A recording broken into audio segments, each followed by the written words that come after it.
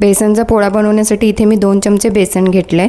आपल्याला जर कुरकुरीत असं बेसनचा पोळा हवा असेल तर आपल्याला इथे जाडं बेसन घ्यायचं आहे, म्हणजेच एकदम बारीक असं वाटलेलं नाही, तर थोडं थोडं मोठं मोठं असं बेसन घ्यायचं आहे। याच्यामध्ये आता चिमूटभर हळद, चवीनुसार मीठ घालायचं आहे आणि याच्यामध्ये आपल्याला आवडीनुसार तिखट घालायचं आहे। इथं मी 1 चमचा चटणी घालते, तुम्ही तुमच्या साठवणीचा कोणता मसाला असेल तो ते घालू शकता। हे मिक्स करून घ्यायचं आहे आणि पाव चमचा ओवा घालायचा आहे। हे व्यवस्थित असं मिक्स करून घ्यायचं आहे।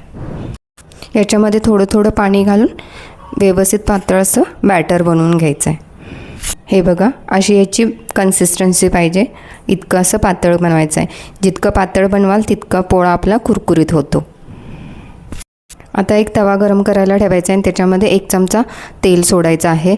चपाती झालेल्या तव्यात जर आपण पोळा केला तर तो खूपच छान होतो, कारण तवा आपला मुरलेला असतो। आता याच्यामध्ये मी थोडंसं तेल सोडलं आहे आणि तेल एकदम गरम झाल्यानंतर आपल्याला पोळा सोडून घ्यायचा आहे। व्यवस्थित असा गोल असा मी पोळा सोडून घेते।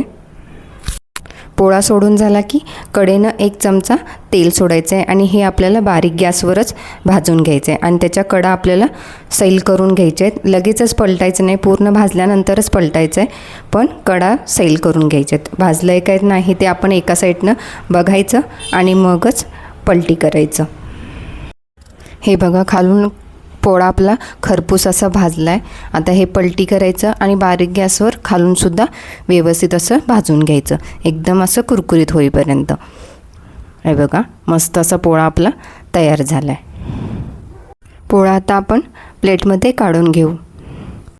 तयार आहे आपला मस्त असा खमंग असा बेसनचा पोळा। हा तुम्ही भाकरी, चपाती कशासोबतही खाऊ शकता आणि एकदम पातळ असा झाला आहे, कुरकुरीत खुसखुशीत असा झाला आहे, बघू शकता तुम्ही। ही रेसिपी आवडली असेल तर रेसिपीला लाईक करा, शेअर करा आणि चॅनलला नक्की सबस्क्राईब करा।